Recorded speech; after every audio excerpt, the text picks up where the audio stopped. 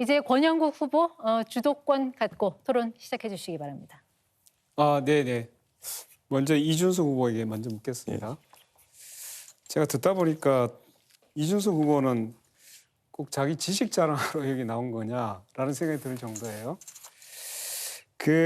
하나 묻겠습니다.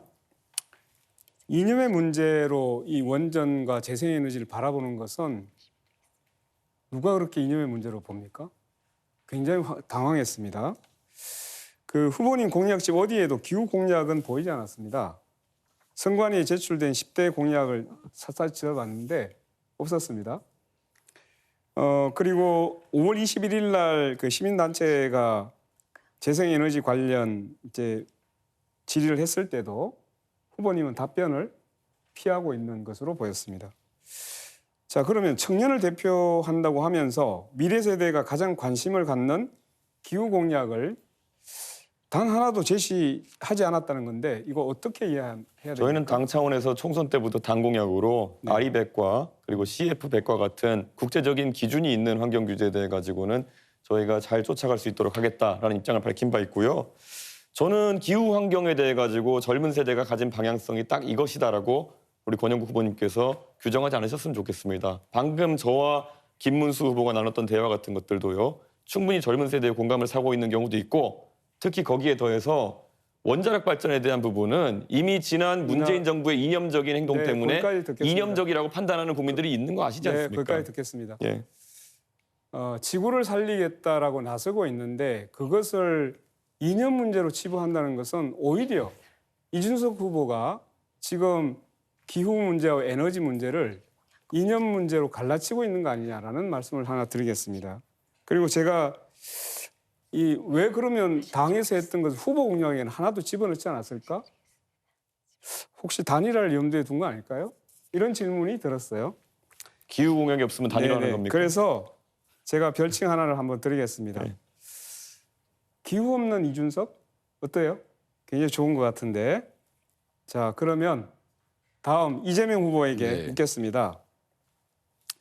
2024년 현재 발전 산업의 46%가 민간 기업이 소유하고 있습니다. 이런 추세라면 2040년에는 외국계 자본과 대기업이 발전 산업의 90%를 차지하게 될 겁니다. 자, 국부가 유출되고 대기업의 배만 불려주게 되는데 민영화로 당연히 전기료는 올라가겠죠. 이렇게 되면. 그 피해는 국민들에게 전가될 겁니다. 재생에너지 해상 풍력 사업이 특히 그렇습니다. 이 민영화가 아니라 공공이 50% 이상 주도해야 한다고 저는 생각하고 있습니다. 후보님, 제 의견에 동의하십니까? 그 비율이 얼마인지는 논의해 봐야 되겠지만 저는 최소 30% 정도를 해당 지역 주민들에게 사업권을 주는 게 맞다. 지금 신안 같은 경우는 그걸 통해서 햇빛 연금이라고 주민들한테 배당을 해주고 있지 않습니까? 저는 그 대폭 확대해야 된다고 생각해요. 자, 그러면 우리가 이제 이 공공이 주도하느냐 아니면 민간 대조합원이 주도하느냐에 따라 가지고 결국 나중에 보면 전기료를 결정하는 게 민간이냐 그렇습니다. 대자본이냐 여기에 따라서 매우 위험한 상태가 될 거라고 보거든요. 그렇습니다. 이것을 주도하기 위해서는 공공주도 에너지로 갈 수 있도록 그렇게 한번 검토를 부탁드리겠습니다. 네, 저도 전적으로 공감합니다. 하겠습니다. 자, 기후 난개발로 인해서 대한민국이 심각한 몸살을 앓고 있습니다. 부산 가덕도 제주 2공항, 세왕금 흑산도 신공항 이런 데 많이 있습니다. 네. 자, 얼마 전에 제주항공 참사 원인은 조류 충돌이었다.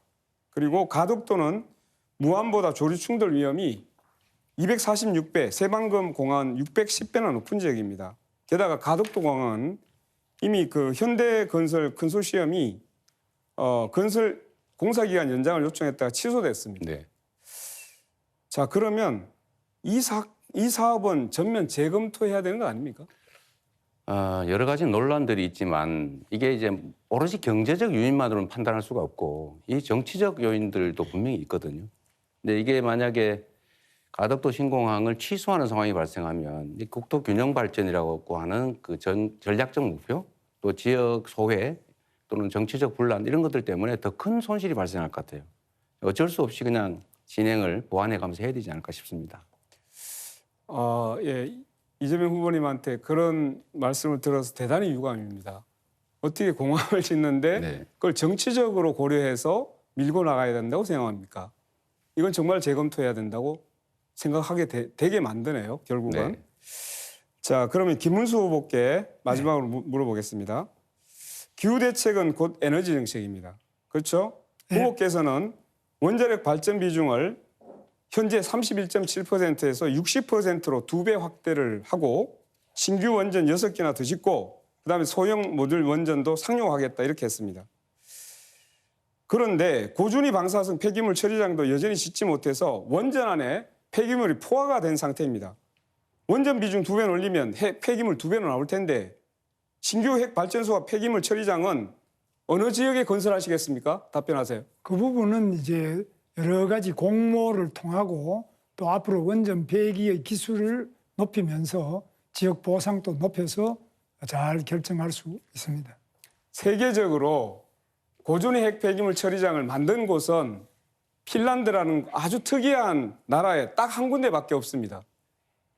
화장실 없는 아파트를 계속 짓자는 얘기 아닙니까?